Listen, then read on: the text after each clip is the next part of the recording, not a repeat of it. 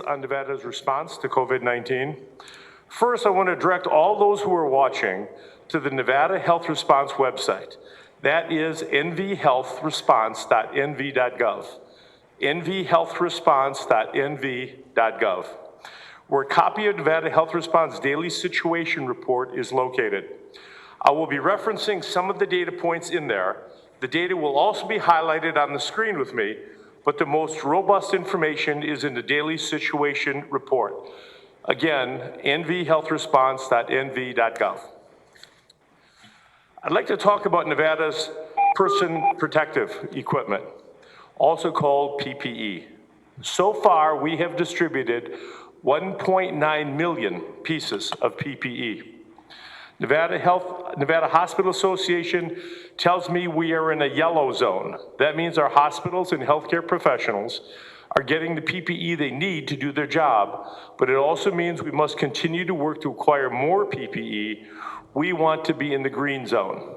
Again, we have distributed to date 1.9 million pieces of PPE. At this time, I want to let you know how the state is handling the logistics of distributing that much PPE. The state is helping acquiring the PPE either through the state DEM purchasing, shipments from the national stockpile, or donations. The PPE is dispersed through the state regional distribution formula. This formula is based on requests from the county to the State Emergency Operations Center. Next, it goes out to your local health district of your county, and they are tasked with distributing it to those who have requested it in the community so that it gets in the hands of those who are working hard to battle the COVID-19 virus. The folks on the front line, eventually that's where it ends up. Next, I want to talk to you about fatalities and reporting fatalities in Nevada. As you can see, we have lost 130 Nevadans to this virus. I want to take a moment to talk about reporting data here. It is critical that our death data reflect the actual date of death. I know some of you have pointed that out in the various publications and whatnot. This data is used to help create our modeling and to help our medical advisory team provide recommendations for the future handling of the COVID-19 virus in Nevada.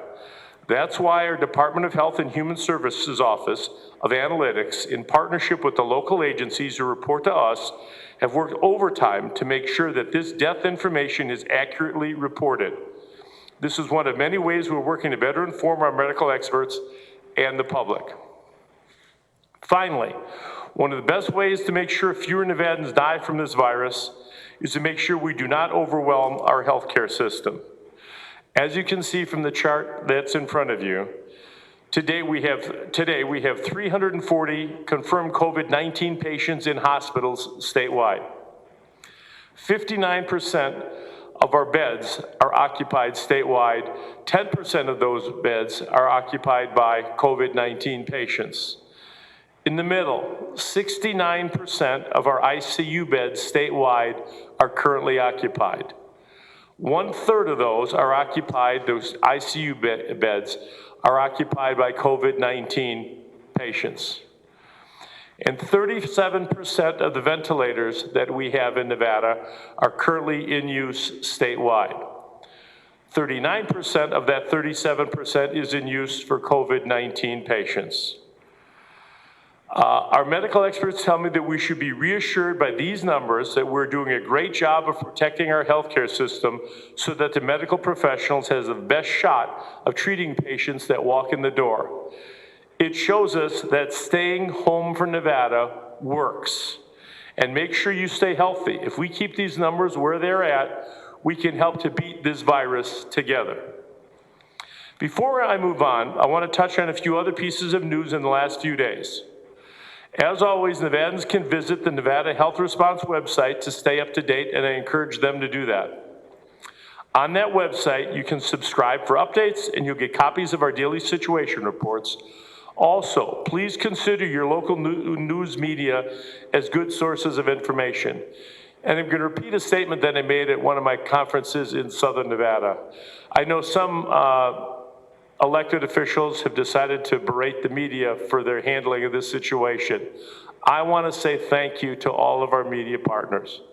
You are doing an incredible public service in disseminating this information so that the general public can hear it and hear it in an accurate way. For those of you who are watching or following us on YouTube or are going to read about this later, if you're not currently subscribing to your local paper or donating to one of the local papers online, please consider doing so. It's the only way we can accurately impact this message and they can get it out to you. I appreciate they're taking the time to be here today so you are getting accurate information. And in the environment that we're in, if you support them, it'll help all of us. So please consider doing that if you can afford it. The Nevada National Guard. We have received additional federal funding to activate members of the Nevada National Guard. This funding allows us to bring on more Nevadans to help us by providing, 1, medical support, food bank and warehouse logistics, supply transportation, and alternate care facility setup. Over the weekend, we received additional federal funding to activate more members of our Nevada National Guard. This funding allows us to bring on more of our fellow Nevadans to help provide logistics and management support. These men and women are essential to helping us direct resources to places they need them the most. In the coming days, we'll be discussing more of the missions that the Guard will undertake to help us do this work. I had the opportunity to visit some of these men and women this week and thank them for their service to our state.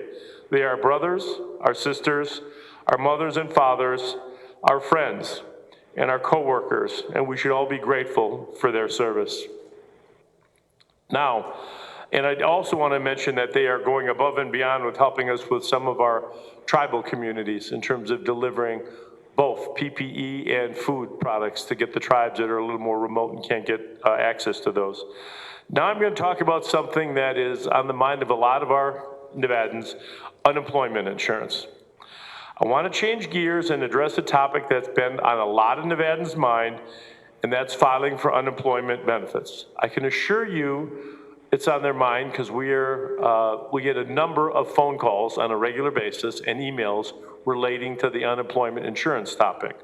And I hope that we're going to be able to explain it simply for people to understand today. This unprecedented pandemic has been devastating for so many of our families. My office has heard from many Nevadans who have lost their livelihoods and are experiencing issues in filing for their unemployment benefits. To understand the full scope of what our state is experiencing, I want to share some context. More than 300,000 of our fellow Nevadans have applied for unemployment benefits over the last 30 days. I want to make sure everybody understands that. So it's 300,000 Nevadans in 30 days. That's 10,000 people per day for those 30 days have applied for unemployment benefits. That is also 1 in every 10 Nevadans have filed for unemployment insurance compensation. In the weeks between March 14th and April 4th, Nevada saw the 3 highest number of initial weekly unemployment insurance claims on record for our state. The top 3 totals for a week have been the last 3 weeks. In the week ending on April 4th, over 79,000 Nevadans filed initial unemployment insurance claims. That is nearly 9 times as many weekly claims as the highest week in the Great Recession, which was 8,900 in January of 2009. In all of 2009, over 329,000 Nevadans filed initial unemployment claims. We're already approaching that number for 2020, and it is only April 14th. We've already surpassed the total number of weekly initial claims filed in every other year during the Great Recession. In 2008, there were 250,000 claims. In 2010, there were 260,000 claims. I say to all this to you to demonstrate the magnitude of what we're facing right now, and we are not alone in this situation. All across the country, states are facing record-breaking job losses and unemployment claims. Nevada joins the ranks of Hawaii, Michigan, Georgia, Kentucky, and Rhode Island for the highest claims per 1,000 workers. I know it has not been easy, and I want to let you all know, and all of your viewers and readers, that I am listening to your concerns. I hear you. My office has been fielding calls and emails from Nevadans across the state, and they bring me these messages every night. I've read them, I hear them, I sympathize, and we're doing something about it. I want to share some of the examples of what Nevadans who have reached out to us have said. Many have said they can't get through the phones, even after calling all day long. Others have expressed frustration with password resets. Folks have told my office that the website is too slow to file. These are real concerns, and I hear them. I know this is hard. I get your frustration. I remember when my dad was laid off, and what it meant to our family. Every night I think about this and the situation that our fellow Nevadans are facing. We've brought in experts to look at our system, and the analysis show what we expected to be true. The system was never set up to handle this volume of calls and claims. If I could wave a wand tomorrow and start from scratch, I would do it and start all over and build a system that could handle this kind of volume. That is not possible, and it's not practical. Unfortunately, the analysis also showed that a complete overhaul of it this time would prohibit Nevadans from filing for an extended period of time while it is set up and probably do more harm than good. The reality is this: during the good times, no one can ever imagine it being bad again, certainly not as bad as this. As a result, attempts to upgrade the unemployment insurance system or increase staffing or even maintain staffing levels were not approved in past legislative sessions. I want to emphasize that. We saw that there was a need for expanding and updating the system and the staffing in unemployment, and it did not get through the legislature. We inherited the system as it exists. We're expanding the system as it exists and doing the best we can to deal with the Nevadans who are having to try to access it this way. I'm not casting blame. I just want to point out that unemployment data has shown that this was needed to be upgraded, and it never got legislative support. But it doesn't help anyone to solely look into the past. I've been committed to trying to find solutions right now to make up for a previously unimaginable surge in claims in a division that never got the support it deserved or needed. Luckily, we have some updates and good news to share with Nevadans tonight. For those Nevadans who have been unable to file a claim due to the unprecedented volume, you need to understand you will not lose any benefits as a result of the overwhelming surge in demand. That's because today I instructed Dieter to backdate all unemployment claims to earliest date of eligibility back to March 15th of 2020. Whenever your application was submitted, you will be paid retroactively, and there's no more action you need to take for this to go through if you have already filed your initial claim. For individuals filing unemployment, this is great news and will provide Nevadans out of work more money in their pockets to pay their bills and start the road to recovery. Again, we've instructed Dieter to backdate all unemployment claims to the earliest date of eligibility back to March 15th of 2020. Volume continues to impact the system, but benefit payments will not be reduced because of application issues. Finally, I want to give some important updates as it relates to the CARES Act. I'm proud to announce that Nevada is among the early states in the country that will be dispersing the additional $600 to everyone who is currently receiving unemployment benefits. These payments will be backdated as well. Some of you may begin to see this payment as early as tomorrow, and staggered payments will continue to go out throughout the week. Believe me, we are working around the clock, 7 days a week to solve these problems and provide assistance to those Nevadans that need these programs right now. In addition to the overview I've just provided, I know many of you probably still have more questions. So I've invited Kimberly Goff from Dieter to join me today to answer several questions that both of our offices have received. Given that she is the subject matter expert, she can provide in-depth answers to these questions so that everyone can stay informed with the facts learned more about the entire process and know what your options are. Thank you for joining me, Kimberly. Thank you, Governor. Go ahead. I think I had, and I don't have in my folder, no, go ahead. You give your background, then I've got some questions to answer at the end. Okay. So the CARES Act was passed by Congress on March 26th, and we signed a documentation to receive funding for that CARES Act. The chart you're seeing right now is an explanation of how benefits flow through the system, and this information is also on our website, which is at the bottom of the charting. But essentially, there's three components to the CARES Act that are outside the standard unemployment system. The main one that a lot of people are asking about right now is pandemic unemployment assistance, and that system is going to be stood up in a separate system altogether, and that is for 1099 workers, gig workers, those that are not otherwise covered with unemployment assistance.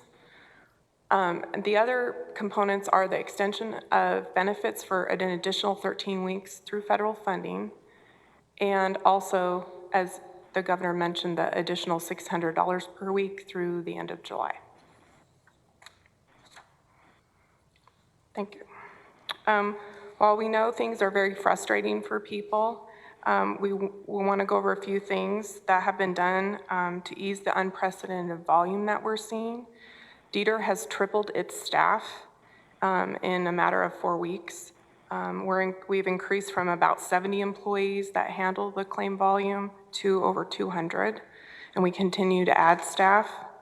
Many of these staff are working very extended hours. The call centers are open for a 13-hour period every day, and then staff are working beyond those hours to get these claims processed. But we know this is not enough to meet the demand. So the state has hired a vendor that will provide an additional 100 full-time operators. We expect this call center to be stood up and running sometime later this week, and we're working toward getting that up and running. We've waived the work search requirement. So for those who don't know what that means is, since their businesses are essentially closed, we're not requiring people to go out and seek work with a new business.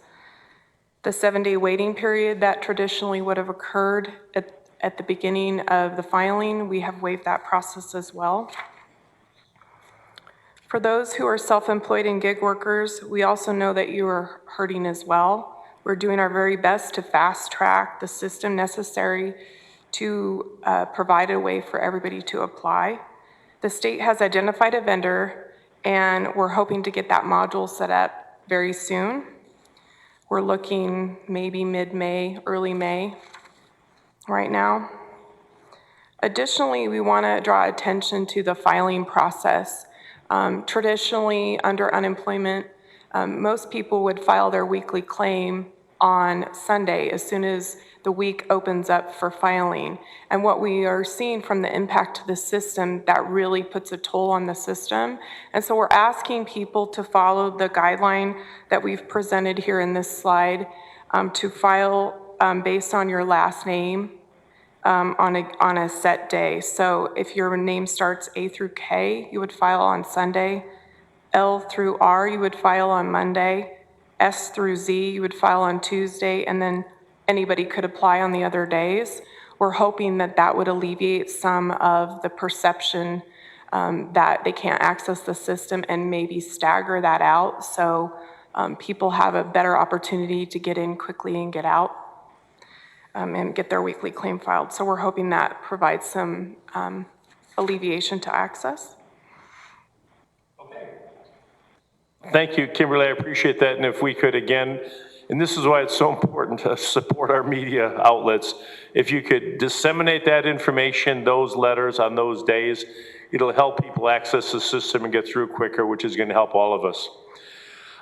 That was extremely helpful. But before we move on, I asked my staff to give me a couple, 2, 3 of the most common questions we're getting in our office and ask for Kimberly to walk us through and explain it to us. So I've got 3 here, I believe, no, 4. Can you walk through exactly how it works and what happens from the moment you pick up the phone to make a claim to when you get your money in detail so people know what happens? So the life cycle of a claim starts with the initial filing of a claim, whether you do it online or over the phone. We register you in the system. We issue you a bank debit card to provide benefits on. Your claim goes through a process to determine if you have a separation issue, did you get fired, were you laid off, what the circumstances were. We also look at, did your employer provide taxes to the unemployment system to have you draw your insurance on. So we determine, are you monetarily eligible? And then do you have an issue that would otherwise make you eligible or ineligible? So those two are the two first components. Once those decisions are made, then a claimant would receive information traditionally through the mail. We are posting that information on their account online so they can log into their account online and see that detail in real time. We're hoping that the ability to do that will also provide information as quickly as possible to the constituency. Then once that determination happens, two things happen. You're either determined eligible or ineligible. If you're determined eligible, then the next step would be we would be posting your initial filing dollars on that bank card that was issued to you. If you're determined ineligible, then you may receive additional communication saying, oh, you have an issue on your claim, we need to do some follow-up, we need to maybe talk to your employer, maybe we need to talk to you to determine what the discrepancy is, and then we would communicate that and we will call. We'll call the employer, we'll call the claimant and say, tell us about that issue, can we resolve it? And then we would issue a determination. And at that point, if you're found eligible, again, the payment would go out to the card. If you're found ineligible, we would send you a determination indicating that, and then you would also have appeal rights. The next step would be you want to continue filing your weekly claim for every week that you're eligible for benefits. Even if you've been determined ineligible for a reason, we want you to continue filing because we know with pandemic unemployment assistance and other delays with mail and everything else that's going on that there may be a circumstance change that comes up. So we want to encourage everybody to continue filing. Even if you haven't heard from us, please continue filing your claim, weekly claim. And then at the end, hopefully you'll see every week as you file your weekly claim, your benefit amount will just appear on that debit card that's been issued. And as of this week, people will start seeing that additional federal pandemic unemployment compensation, or that $600, and that will start appearing this week, and we will be catching everybody up back to March 29th. So that's the life cycle. I appreciate that you explained it to me earlier and brought it down so I could understand it, and I appreciate you explaining it to everybody here. Of the Nevadans who have filed claims, what percentage are successfully filing online? We're ranging about 95% of people filing online right now. So of the 300,000 claimants, about 15,000 have had these ongoing problems, these different issues. We have 15,000 that are calling in on the phone lines. Right, okay. How much has been paid out in unemployment insurance to Nevadans during this crisis thus far? We're approaching $200 million since the inception of the pandemic. So since March 15th, we're approaching $200 million. Okay, and lastly, if you receive a card, that debit card in the mail, does it automatically already have money on it? No, the first process in unemployment is to register with our office, and the registration process is what kicks off the card.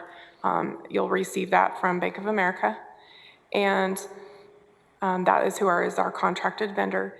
And once the determination is made on your claim, that's when money is placed on the card. On your card, okay. Right. Great, and you're all gonna have an opportunity to ask your questions as soon as we finish up with just a few more comments.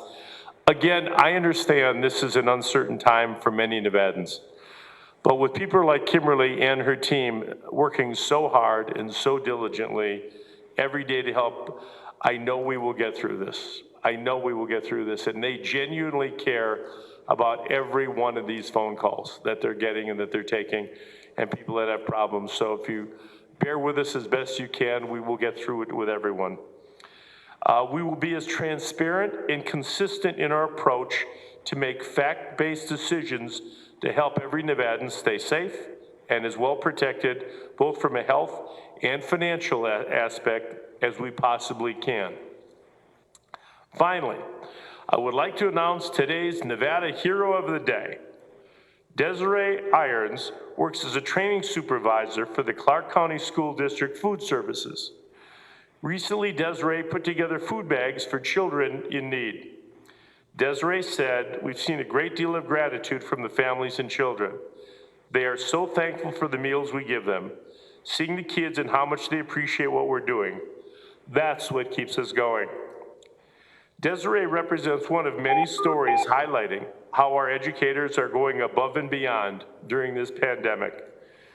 I want to highlight Monday's hero, Christian Gore, a nurse at UMC. She has 2 children at home, but that's not keeping her from caring for her fellow Nevadans. Heroes will be featured in the Daily Situation Report and on social media. Email nevadahero@gmail.com to nominate a hero in your life. Again, that's nevadahero@gmail.com to nominate a hero, and we're going to feature them all on social media. We have the regular sites, and I have sites both on Twitter and Facebook. If you go on there, you can click on, I guess, and you can see who the hero of the day or week is, and we can disseminate more of this information. And before we get to the questions, I want to thank again all of the Nevadans that continue to stay home for Nevada. We are stronger together, and your commitment to protecting you and your neighbors is unparalleled. It's truly been invigorating to watch.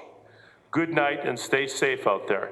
Now, I'd like to take some questions from members of the media, and so that they can hear you in north and south, we're going to ask you to walk up to the podium and give your questions.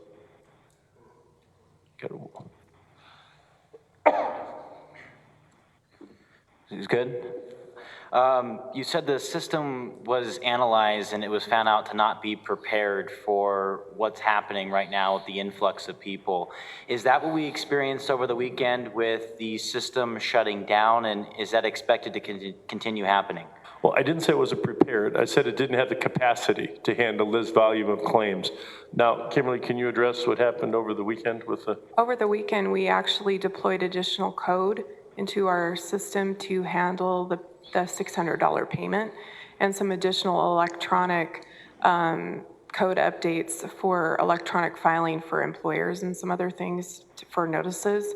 So that's a typical deployment. When we deploy new code, we take the system down and we deploy that. So what everybody was experiencing on Saturday was typical when we deploy new code, that we have to pull the system down in order to do that. And we may see things as we go forward in order to operationalize some of these other components of the CARES Act. We may see that, but we will try our best to message out everything well in advance. Just a follow-up. Is increasing the capacity of the system an option at the next Nevada legislation? I can assure you we're going to be discussing the capacity of the system and the funding of DETR during the next legislative session. Thank you. And now we'll go to the members of the media who are on the phone line. As a reminder, if you could keep your microphone muted until you're called upon. The first person I'd like to call upon is Michelle Price from the AP. Michelle, if you're on the line, please unmute yourself, and you should just be able to ask your question, and we should be able to hear you perfectly fine. Governor, the governors of California, Oregon, and Washington announced a compact to coordinate their plans to reopen their states. I'm wondering if you were invited to join that pact, or will you try to join it, and if you would consider opening the casinos in Nevada when there's still hotspots or outbreaks anywhere in the U.S. As I have stated, and I am well aware of the 3 states, those governors are all friends of mine, and I see them on a regular basis. I communicated with Governor Newsom yesterday several times. I am going to base a decision on when to ease any regulations or open up the state, as you put it, in provide some relief, however you want to deem that, based on the advice given to me by the medical team that I have put in place, based on the statistics that you're seeing in the daily situation report. We are not there yet. I don't know when we're going to be there, but we are working in concert. Those governors all have the same goals that I do, and I'm happy to work with anybody and everybody as it relates to the recovery as we come out of this pandemic. Thank you, Michelle. We're going to take another question from here in Carson City. A follow-up on that, do you have specific metrics in mind that you're going to be looking at, like Governor Newsom does? Yeah, I do not have specific numbers. I mean, we make charts, you can see them. I get a daily slide deck every day that deals with the issues that are most important to me. Clearly, as we do more testing, and we plan to continue to do more testing, we're going to get more positives, because the positives are a direct correlation to the number of tests you do. The issue I have is the infection rate, the hospitalization, the intensive care hospitalization, and ultimately ventilator use and fatalities. Those are the issues that I'm looking at. This is not going to be a political decision for me as to when to open. I don't have an exact number.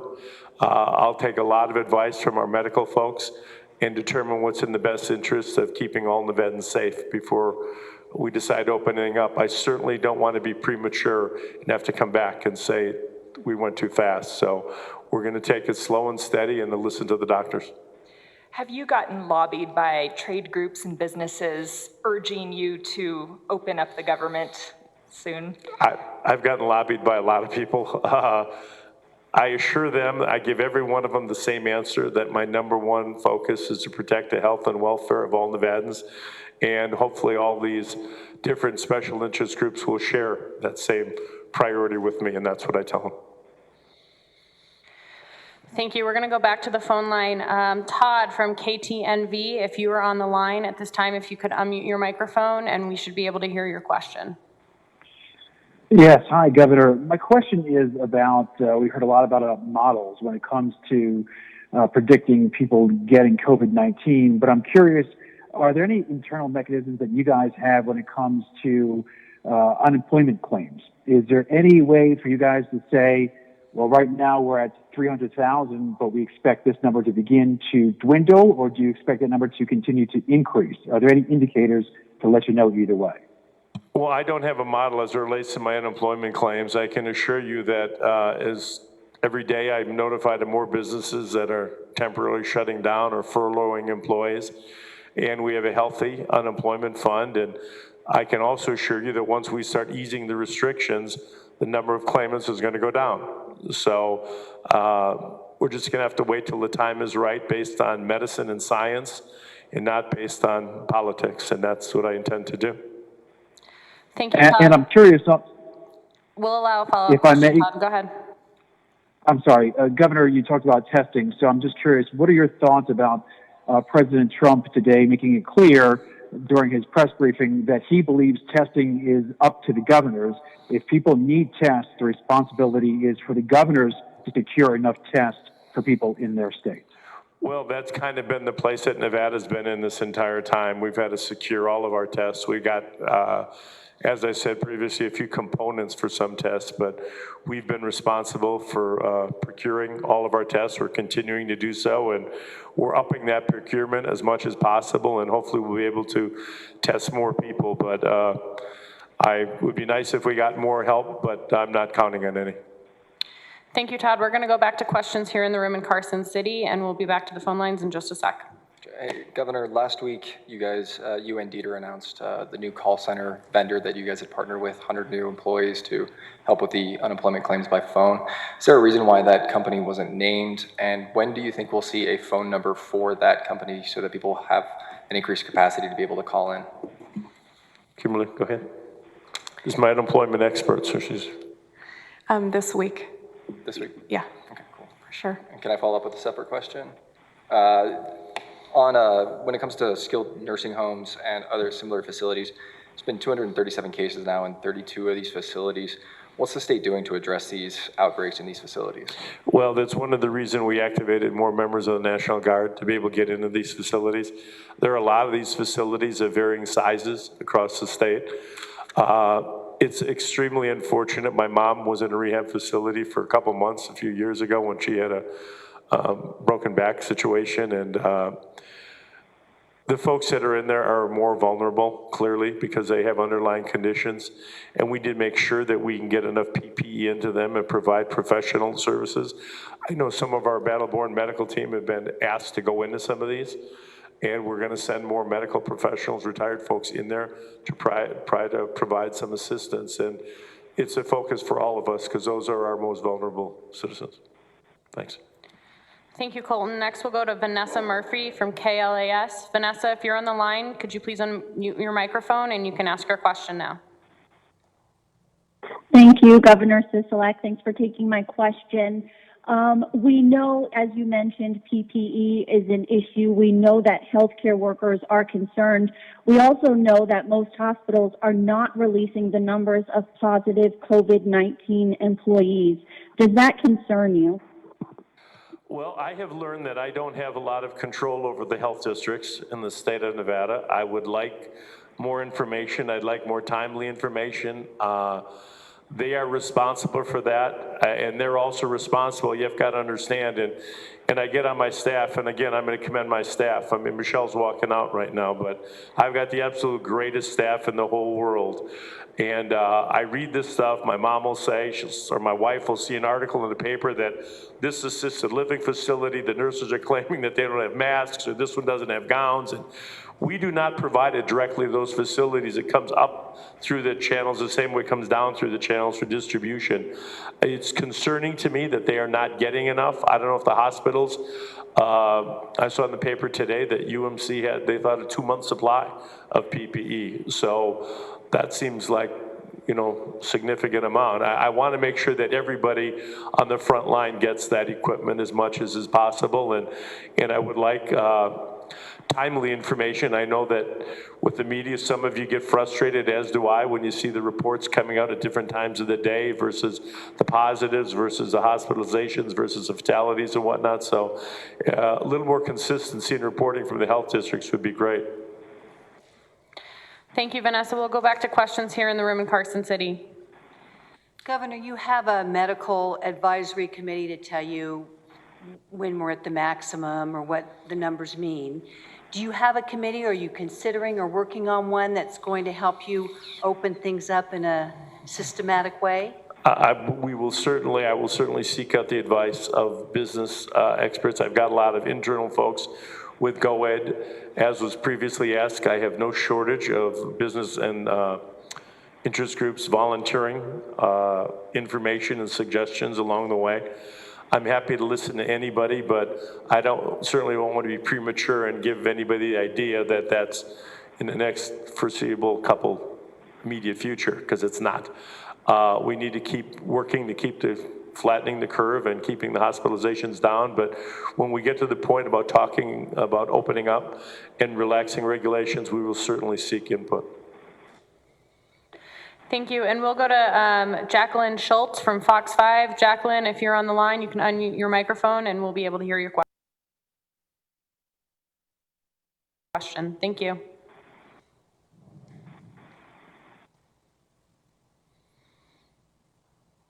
That was an easy one, Jacqueline. Thank you.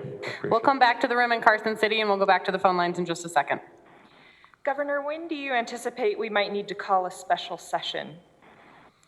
I haven't had enough time to think about calling a special session. Right now, we've got things as best under control as we possibly can. I appreciate the legislative leadership who we're in contact with and keep them informed about what we're doing. You know, we're going through some budget situations. We're asking for preliminary numbers to come in. And if and when that time becomes appropriate, we'll certainly let you know. But right now, I don't have anything planned. Where are we in the status of you getting from these agencies proposed cuts and acting upon those? Well, we can't act upon them yet, but we're in the stage that I think they were supposed to be submitted this week. End of this week, we're supposed to be getting some preliminary numbers from our agencies, and I'm confident that they're going to meet that deadline. Thank you, Michelle. We'll go back to the phone line here. Victor Jakes from the Las Vegas Review-Journal. If you're on the line, please unmute your microphone and you can ask your question. Hey, Governor, 2 quick questions. One, do you anticipate schools reopening in May? And then my second question, if I could, last year the legislature passed a record state budget. Why didn't you include the needed fixes to the state's unemployment system? Okay, the first one was, do I expect the schools to open up in May? Is that what? Yeah. Okay. I don't know. That'll depend on what our medical experts say in terms of where we're at on the curve and, how we can best address the situation. I mean, I'd like nothing better to get those kids all back in school, and I know the parents would like to get the kids all back in school, but our all focus is all the same on making it at the appropriate time, and that'll again be based on not what's convenient or what's political, but based on advice from my medical folks that are going to have to give me that information regarding where we stand on the curve and the risk of transmission in our schools at that point. The second one was about unemployment during the session. Is that? Well, yeah, you talked about the state. The state's unemployment system had needed upgrades for years, and you inherited the system. I mean, last year the state passed a record state budget. I mean, was it an oversight to not upgrade the unemployment system then? Well, I don't know if it was an oversight. You know as well as I do, Victor, you follow the legislature, and we put in requests, and the department makes requests, and the legislature sends us their determination, and that didn't get through. It was not funded the way we wanted it funded. Thank you, Victor. We'll go back to questions in Carson City. Hi, Governor. The Sentencing Commission met yesterday and advised the Pardons Board to convene itself and continue a discussion about letting inmates out early. As the chair of the Pardons Board, are you planning to take that recommendation? I have a phone call scheduled with Justice Hardesty, who has spoken to me about this. We will have a meeting of the Pardons Board. I don't know when that's going to be. There are issues as it relates to those early releases that are of great concern to me. I want to do the right thing. At the same time, there needs to be a release plan. A lot of these people are still in there because they don't have a release plan. I don't want to put them out on the road, on the street with no place to go live. There's not real lot of job opportunities right now. You can see with the record unemployment claims that we're getting. And there's not necessarily even housing or food for these folks, and medical care. These are all situations that need to be thought through before you have a release of a whole bunch of folks, and I'll need a lot of answers, and I'm counting on the folks, Justice Hardesty and my Pardons Board fellow members to come up with a plan, but I would assume he's going to recommend we get together in the next couple of weeks. So you do plan to, as chair, call that meeting? I plan if he requests me to call the meeting. I wasn't at the Sentencing Commission meeting. I don't know the dialogue. I saw that the vote, I think, was 10-8. I don't know what kind of dialogue was had, if it was what the issues were for the people that voted no, if they had the same issues. I'll wait to get a review from him and then determine whether or not it's appropriate to call one. Thank you, Michelle. We're going to go back to the phone line for our last question before we wrap it up. I believe that Fox 5, Jacqueline, was still on mute. So Jacqueline, if you're still there, we'll give you a chance to unmute yourself and ask your question, and then the governor will give some closing remarks. Jacqueline, go ahead. Thank you, Governor. Apologies for the disconnect earlier. My first question is there anything Dieter is doing to help the thousands who keep calling every day, who have called for 4 weeks straight and still cannot get someone on the phone? And then my second question is, a number of these gig workers as I heard, are not going to be able to get any funds till mid-May or early May when the website can be updated. A lot of people and gig workers are pretty desperate right now for some funds. Is there any way to speed that process up for them? So regarding the gig workers, pandemic unemployment assistance does not exist in our current structure. The state of Nevada has never managed disaster unemployment assistance, which is what this is modeled after. So we don't have a mechanism currently to do that. So we are working as rapidly as we can to get a methodology in place. So of course, as soon as we have it available, it will be up and we will announce it, whether it's 2 days or the first week of May. We will be announcing that immediately. And I'm sorry, I forgot the first part of your question. It was there are people who have called for 4 weeks straight who still cannot get someone on the phone, who are being directed to call on the phone. They have told us they have no more money. They have no more money for food. Is there anything being done to relieve the phone lines? So as the governor stated, that we are hiring a call center of potentially as many as 100 agents to start, that we can start triaging through those calls. We are also communicating with people via email. We've received over 70,000 emails, so we're addressing those. So we're using every modality to try to reach people and return calls and contacts. We're using every method. So I appreciate the frustration, but we have been adding resources every single week since the start of the pandemic, and we continue to do so, and that's all we can continue to do at this point. I just want to add there that since this pandemic began, we have tripled the size of the office by going from 70 to 200. Now we're increasing it again by 50% to go to 300 people, more than 300 people. Hopefully people will have as much patience. I understand the frustration. I understand that they're short on funds to buy groceries and various sorted items that they need, but it's not the fault of the people who are working at Dieter, who are going overboard to try to help everybody and get to everyone possible. But understand, when they get somebody on the phone, these calls often take 15 to 30 minutes, so you can't do that many in a day, somebody that's there. And when we've got 300 people working, and if every call takes 30 minutes and you can do, 12, 15 a day, it takes a while to get through this many people. So it's just a problem with the capacity of the system, and I implore you to be as patient as you possibly can, and we will try to get to everybody. Thank you all. That's all the time the governor has for today. We'll do some closing remarks, and we'll be back soon to update you again. Again, I want to thank everyone for tuning in to join us. We try to provide as timely of information as we can through both our own websites, my websites, the state's websites, the health response website, but through the local media partners. I mean, I don't consider the media our enemy. I'm telling you this again and again. It troubles me greatly when I see publications that are going out of business across the state. Some of the smaller communities have no one, and they rely on some of the online services, and it doesn't happen for free. If we don't support them, we're going to lose more outlets, and we're going to have less news being distributed. So please, if you can afford it, support your local news outlet, subscribe to a local newspaper, and we can assure everybody's going to have access to good quality information. That being said, I encourage you all, please, you're doing a great job. People are staying home. The curve is being flattened. I encourage you to continue. Now is not the time to let up. Please stay safe, stay healthy, and stay home for Nevada. Thank you all. God bless you. And we will have more on the governor's press conference live at 6 o'clock tonight, but we join World News Tonight in progress.